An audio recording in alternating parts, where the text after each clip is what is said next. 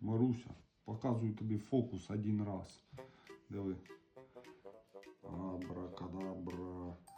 Бум! Ух ти, я пересете. Ну, почти получилось. Подожди, я тут.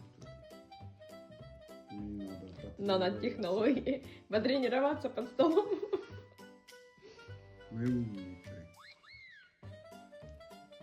Еще разочек. Вроде все правильно. Раз, два. Бачила, підпригнула. А, рука дернулась и подпрыгнула. Маруся, я понял, я ж не там чипсы ложил.